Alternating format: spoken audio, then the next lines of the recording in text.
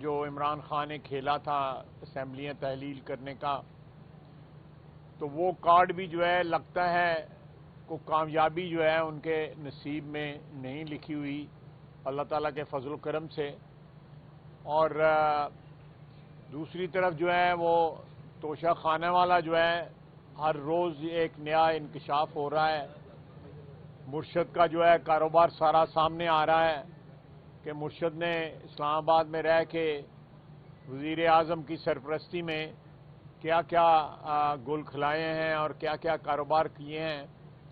تو یہ ایک بڑی افسوسناک ایک چیپٹر ہے ہماری سیاسی تاریخ کا کہ ایسے لوگ جو ہے اعلیٰ ترین عہدوں پہ پہنچ گئے جن کا نہ کوئی رولز تھے، نہ کوئی ان کے کوئی اخلاقی اقدار تھیں، نہ ان کے کوئی سیاسی جو ہے ایک قدریں جو ہوتی ہیں، نہ ان کو کوئی پاس تھا۔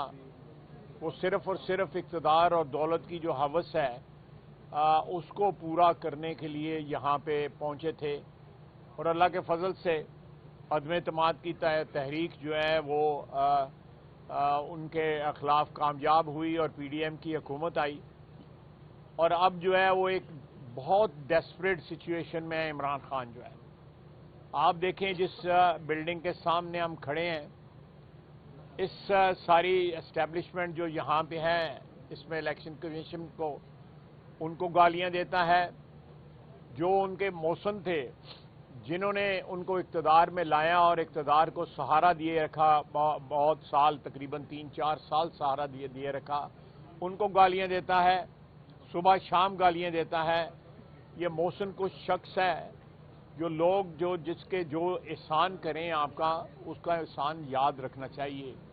اگر آپ سنبھال نہیں سکے حکومت جو ہے، آپ حکومت چلا نہیں سکے، آپ ایمانداری کے ساتھ وزارت عظمیٰ نبھا نہیں سکے، تو اس میں جنرل باجوہ کا کیا قصور ہے؟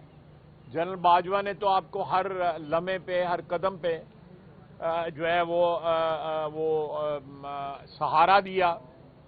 آپ کو جب بھی کوئی ضرورت پڑتی تھی وہ آتے تھے، اور اسمبلی کے اندر انہوں نے میٹنگیں پرزائڈ کی، بریفنگز دیں، سارا کچھ، جس میں آپ موجود نہیں ہوتے تھے۔ اس وقت اعتماد کا یہ عالم تھا، اور اب جو بات کرتے ہیں میں سمجھتا ہوں کہ اس سے کوئی گھٹیا بات نہیں ہوتی کہ جس شخص نے آپ پہ احسان کیا ہو، آپ اس کی احسان فراموشی کر کے آپ اس کے متعلق ایسے الفاظ استعمال کریں جو لوگ جو ہے اپنے محسنوں کے متعلق استعمال کیا کرنا، بلکہ عام انسانوں کے متعلق بھی وہ الفاظ نہیں استعمال کرتے۔ یہ 3 سال میں 4 سال میں یہ مصیبت جو ہے پاکستان کے گلے سے اتر گئی ہے۔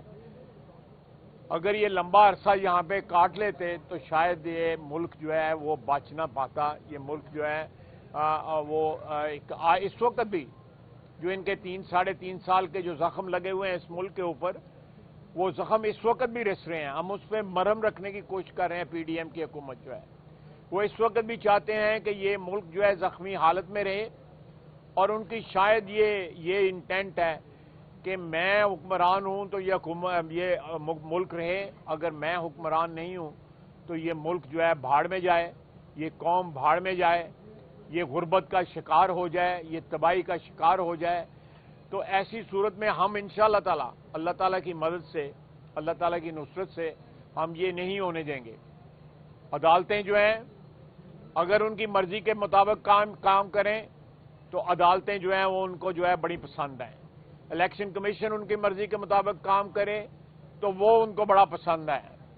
فوج جو ہے، اسٹیبلشمنٹ جو ہے ان کا ساتھ دے، غیر مشروط ان کا ساتھ دے تو صبح شام تعریف کریں گے۔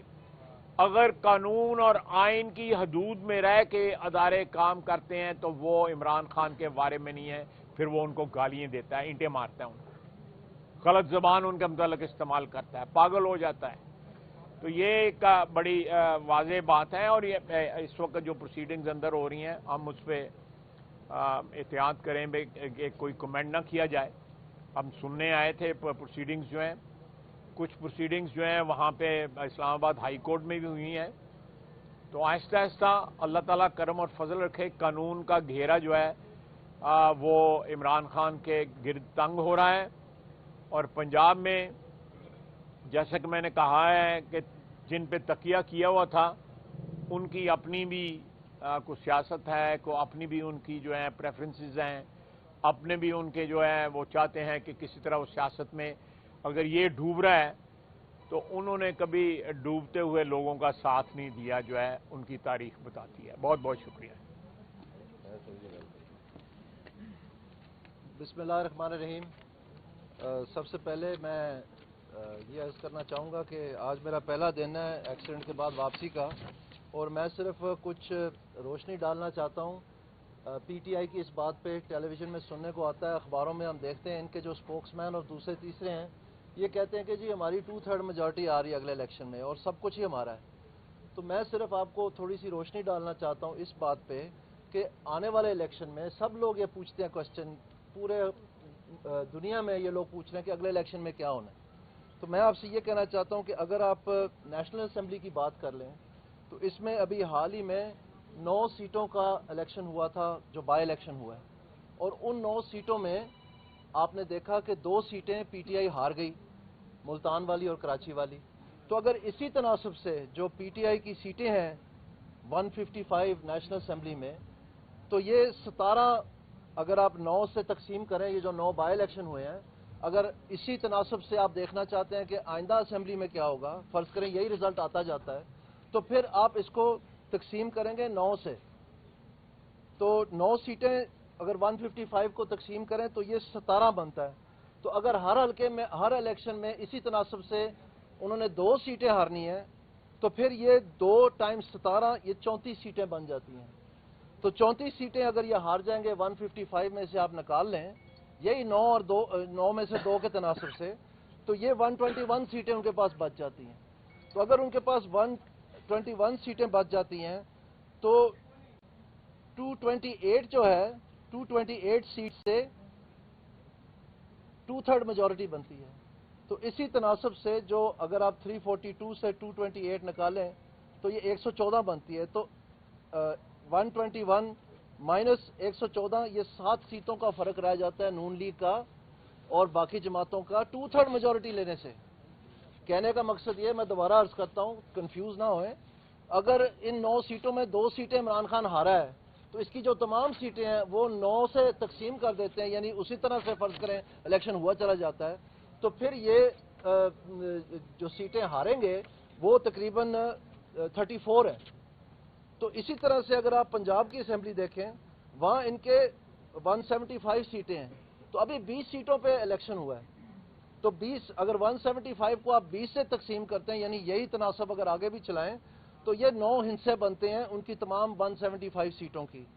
तो इस तरह से अगर आप 9 को 5 सीटें हारी हैं तो ये 45 सीटें बनती हैं, यानी अगर इन तमाम सीटों पे यही रेशो रहता है जो अभी निकला है इन 20 सीटों पे, तो ये 45 सीटें आइंदा हारेंगे। और अगर 45 हारते हैं तो 175 में से आप 45 रखें, ये बाकी 130 बच जाती हैं, और 2/3 मेजॉरिटी के लिए 247 चाहिए। 371 से अगर आप 247 निकालें तो ये सिर्फ 241 सीटें बचती हैं जो पीटीआई नहीं जीतेगी। तो ये सिर्फ पंजाब असेंबली में भी 6 सीटें कम है 2/3 से। तो मुझे समझ नहीं आती इस बात की कि इतना जो वावेला मचाया हुआ है इन्होंने कि जनाब सब कुछ ही हमारा है और हम 2/3 लेंगे, अगर यही तनासब जो पिछले नेशनल असेंबली के 9 सीटों में और पंजाब असेंबली की 20 सीटों में रहता है, यानी 9 में से ये 2 हारते चले जाते हैं और ये 20 में से 5 हारते चले जाते हैं, तो फिर आने वाले इलेक्शन में जो ये छोटा सा बुलबुला इन्होंने बनाने की कोशिश की, ये बता के कि हमारे साथ ज्यादती हुई है, हमदर्दियां छीनने की कोशिश की, ये भी बुलबुला फट गया। वो खुद ही मान गए ये बात कि ये सारा झूठ था और कोई अमेरिका बहादुर जिम्मेदार नहीं था। आज वो कहते हैं कि जी बाजवा साहब जो है जिम्मेदार हैं खुलेआम, और पहले कितना 2 महीने में वो साइफर दिखाते रहे कि जनाब ये साइफर जिम्मेदार है।